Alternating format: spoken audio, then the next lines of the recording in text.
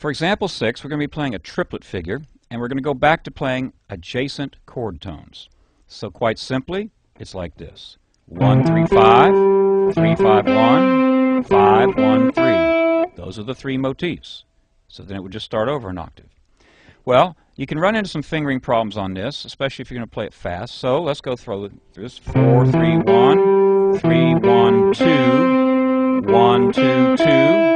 And then you could roll back over, or you can use your first finger. 1, 1, 4, 1, 3, 4, or it could have been 1, 4, 4. Now, in that 5th fret there, you have a few options. You know, you can cross. You could shift up with your 3rd finger. So I need to have you, on your own, explore these fingerings. Don't take mine as just the end result of what could happen. Experiment with fingerings, and also try some of those options I showed you where you might go into another chord form. Well, obviously, you can hear they could sound like triplets. You just play them, and that locks up with the groove. For example,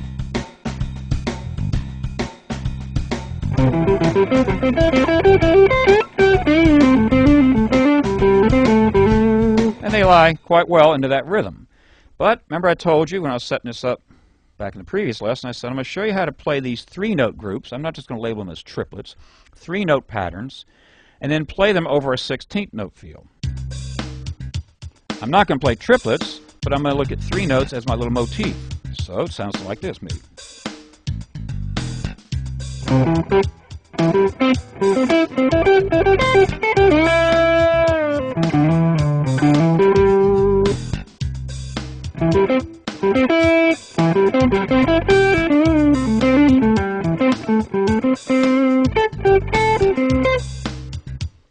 It's important that you always think about rhythm and phrasing. You're dealing with a limited amount of melodic material here. You only got root, 3rd, and 5th. And it's already starting to get boring, right? Because harmonically, you're not hearing any other color. And on purpose, I've set this lesson up this way because I've had a lot of folks request tabbed out exact things, because I play a lot of things that I just say, well, here's what I'm thinking about in the scales and the arpeggios, and I'm just soloing or improvising. So in this case, you're getting some exact tabbed out patterns, but then when I improvise, you're not going to get it tabbed out, but you've got to take some of what I've done and experiment. So the rhythmic freedom is really what this is all about.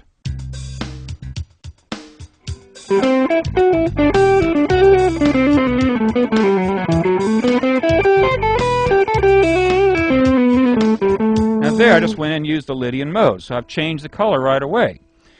But I still used these arpeggio patterns. Now, here's a little theory tip. We're talking about a C major arpeggio.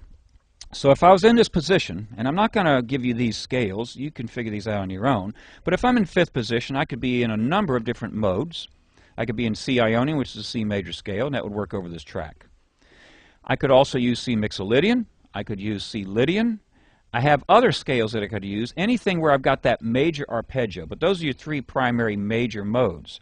So then if you get tired of just hearing these arpeggios, then start branching out, especially over these open jam tracks, and use some of the other modes and experiment, but still use the melodic patterns that we presented here. Okay, now in example 7, which is coming up, we take this example 6 and turn it around.